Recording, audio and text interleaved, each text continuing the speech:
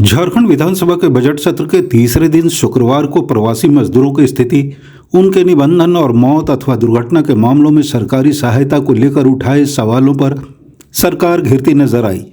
सवालों के जवाब में श्रम नियोजन मंत्री संजय प्रसाद यह कहते रहे कि सरकार इसे दिखवा लेती है, प्रवासी मजदूरों के हितों में कदम उठाए जाएंगे। झारखंड लोकतांत्रिक क्रांतिकारी मोर्चा के प्रमुख और डुमरी से विधायक जयराम कुमार महतो ने राज्य के प्रवासी मजदूरों के निबंधन पर सवाल उठाते हुए सरकार की तैयारियों पर चिंता जताई। उन्होंने सदन में कहा कि झारखंड में करीब 15 लाख प्रवासी मजदूर हैं, लेकिन उनमें से केवल 2.29 यानी 2,29,000 मजदूरों का ही निबंधन हुआ है। उन्होंने सवाल उठाया कि जब राज्य के 80 से 85% मजदूरों का निबंधन ही नहीं हुआ है तो उन्हें सरकारी योजनाओं और सहायता का लाभ कैसे मिलेगा। इस पर राज्य के श्रम मंत्री संजय यादव ने जवाब देते हुए कहा कि सरकार मजदूरों के निबंधन को लेकर गंभीर है और इस दिशा में लगातार काम किया जा रहा है।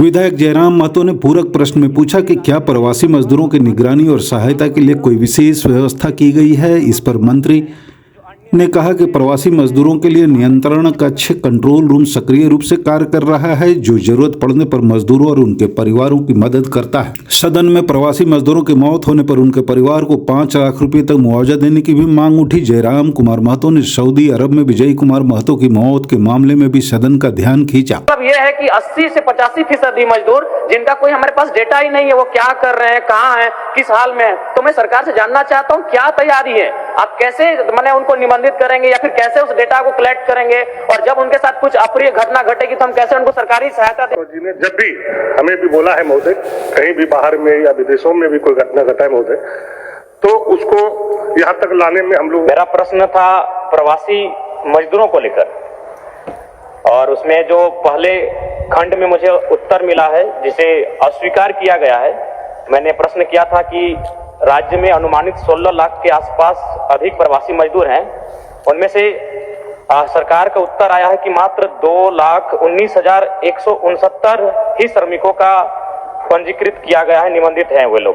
तो अध्यक्ष महोदय, ये तो आंकड़े स्पष्ट हैं, क्योंकि इस बात की गवाही विभिन्न अखबार के स्रोत, कोरोना काल में जो परिस्थितियां हमारे सामने रही, उसके लिए सरकार को मैं बधाई दूंगा कि बड़ी संजीदगी के साथ उन्होंने प्रवासी मजदूरों को वतन वापसी करवाया था।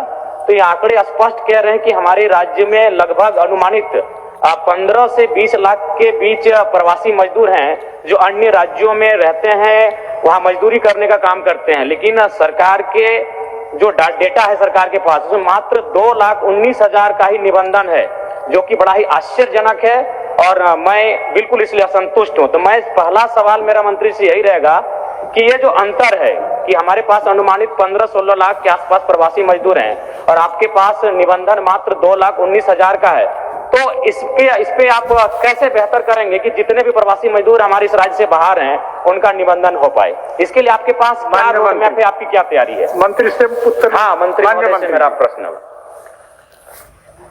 अध्यक्ष महोदय, हम आपके माध्यम से माननीय सदस्य जयराम महतो जी ने जो क्वेश्चन किया है महोदय, इन्होंने कहा है कि 1,91,000 मजदूर जो है रजिस्ट्रेशन है, लेकिन महोदय हम लोगों ने स्पष्ट किए हैं कि 2,29,000 जो है रजिस्ट्रेशन है महोदय, और जो बातें कह रहा है महोदय कि 16 लाख कुछ है, तो महोदय इससे स्पष्ट है कि हम लोगों ने जो निर्देश दिए हैं और जो प्रचार प्रसार के माध्यम से रजिस्ट्रेशन के लिए हम लोगों ने कार्रवाई कर रहे हैं महोदय, और जो बातें कर रहे हैं महोदय उसको हम देख लेते हैं। धन्यवाद अध्यक्ष महोदय। देखिए, ये एक बहुत ही गंभीर विषय है, इसमें अगर विभाग इस प्रकार का गोल मटोल जवाब देगा। पहला बात, 2-3 महीनों में इनको कितने प्रवासी मजदूरों के डेथ होने पर इनको आवेदन लिखा है? लगभग 20 से 25 सिर्फ मैंने लिखा है, और इनके आप सचिव जो भी हैं उनको मैं इनको धन्यवाद दूंगा कि वो हमारे साथ लगातार कम्युनिकेशन करते हैं। तो इसलिए गंभीर विषय है, और अभी आपको बताया मैंने विजय कुमार की बॉडी अभी भी रिम्स में पड़ी है। आप भूले नहीं होंगे कि 5 मजदूर जिनको नाइजर में अपहरण किया गया था। तो मैं ये चाहता हूं कि इतना अंतर कैसे, ये आप भी जानते हैं। माननीय मुख्यमंत्री के नेतृत्व में लगभग 12 लाख से 15-16 लाख तक के मजदूर हम लोग झारखंड वापस लाए थे। तो फिर पोर्टल में या फिर जो भी आपका पास डेटा है उसमें 2,19,000 कैसे है, इतना अंतर कैसे?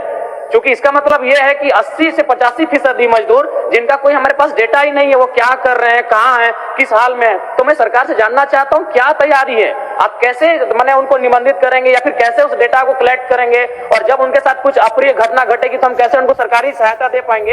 ये मेरा प्रश्न। इसमें सरकार की क्या तैयारी है? माननीय मंत्री जी। अध्यक्ष महोदय, माननीय सदस्य जयराम मातो जी का कहना लाजमी है महोदय, लेकिन इस पर हम लोग काफी गंभीर है महोदय, क्योंकि मजदूर हम लोग के परिवार के पार्ट है महोदय। और माननीय मंत्री जयराम मातो जी ने जब भी हमें भी बोला है महोदय, कहीं भी बाहर में या विदेशों में भी कोई घटना घटा है महोदय, तो उसको यहाँ तक लाने में हम लोगों ने पूरा सहयोग किया महोदय।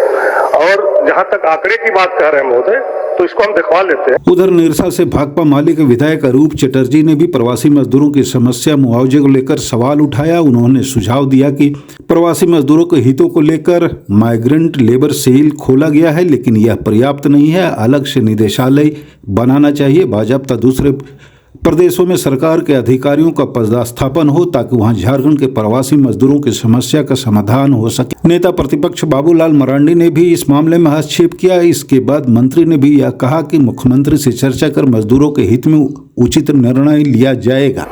जवाब मिला है।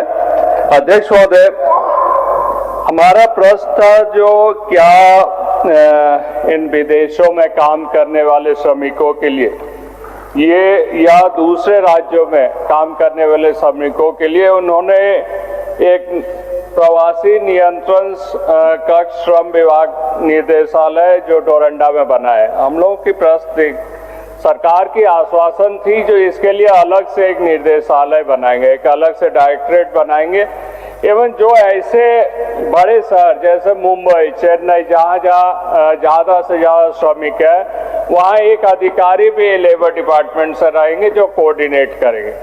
तो ये जो अभी काम कर रही है बेसिकली एक एनजीओ है, ये डायरेक्टरेट नहीं है, किसी अधिकारी नहीं है। तो इनके जो पावर है ये बहुत ही सीमित है। जो क्या सरकार एक डायरेक्टरेट अलग से इसके लिए बनाएंगे? माननीय मंत्री जी। अध्यक्ष महोदय, आंसर एकदम स्पष्ट दिया गया है महोदय। माननीय विधायक अनूप चटर्जी जी ने जो मामला को उठाया है महोदय, मामला तो गंभीर है महोदय, क्योंकि इन्हों का कहना है कि जहां हमारे राज्य के मजदूर बाहर में भारी मात्रा में जहां काम कर रहा है, तो उसको नियंत्रण करने के लिए आप एक वहां पे अफसर एक ऑफिस खोल सकते हैं। तो महोदय, चूंकि क्वेश्चन में वो नहीं था महोदय, लेकिन फिर भी हम माननीय सदस्य को आपके माध्यम से ये कहना चाहूंगा कि चूंकि मामला गंभीर है तो इसको हम देख लेंगे महोदय, और जो अति आवश्यक होगा महोदय इसमें करेंगे महोदय। ठीक है अध्यक्ष महोदय, जो अभी समय एक मिनट, हाँ बोलिए बोलिए। के काफी गंभीर है। जयराम मातो जी ने भी उठाया, अभी विधायक जी सीनियर विधायक है, सवाल को रख रहे हैं, मंत्री जी भी जवाब दे रहे हैं। और ये हम सब लोगों का दायित्व बनता है कि हम सब लोग फील करते हैं, बड़ी तादाद में लोग राज्य से बाहर और खास करके उन राज्यों में जहां भाषा की भी कठिनाई है, केरल लोग जाते हैं, मद्रास लोग जाते हैं, कर्नाटक लोग जाते हैं, और सुदूर ग्रामीण क्षेत्रों में लोग काम करते हैं। उनके सामने कई प्रकार की कठिनाई आती है। कभी कभी वो मर भी जाते हैं, अस्पताल में इलाज भी होता है, कोई देखने वाला नहीं होता है, बात करना भी बहुत कठिनाई होती है। हम सरकार से आग्रह करते हैं कि भाई हमें उन शहरों में तो कम से कम जितना जल्दी हो सकता है एक एक कोई पदाधिकारी या कोई ऐसी हम मैकेनिज्म तय करें, जैसे मद्रास है या केरल है, तमिलनाडु, यानी इस प्रकार की जो जगह है जहां भाषा की भी कठिनाई है, तो उन जगहों पर अगर हम लोग मैकेनिज्म तय करेंगे तो कम से कम अगर किसी भी प्रकार की कठिनाई, कोई मर गया, कोई अस्पताल में इलाज कर रहा है, तो भाषा की प्रॉब्लम है उससे वो दूर हो सकता है, लोग वहां संपर्क कर सकते हैं। तो मुझे लगता है कि सरकार को इस मामले में गंभीरता से विचार करनी चाहिए। और जो बताया कि मृत लोग जैसे आते हैं तो 50,000 रुपया मिल जाता है, तत्काल ही मिलता है, कोई बहुत विलम्ब नहीं होता है। हमने जितना प्रयास किया उसमें तो हो सके कहीं विलम्ब भी होता हो, लेकिन ये भी बात सही है कि वो जो मर जाते हैं उनके कई घरों में जाने का मौका मिला है, तो आप उस घर में देखेंगे उनके छोटे छोटे बच्चे हैं, पत्नी है, घर एकदम छोटा सा है, तो हम कहेंगे कि उन बच्चियों को हम उन लोगों को पढ़ाने की भी व्यवस्था की सुनिश्चित करनी चाहिए, उनको आवास की भी सुनिश्चित करनी चाहिए, और ये जो 35 किलो अनाज मिलता है उसकी भी व्यवस्था कर देनी चाहिए, ताकि वो महिलाएं जो घर में रहती है अपने बच्चों को ठीक प्रकार से कम परिवारित कर सके।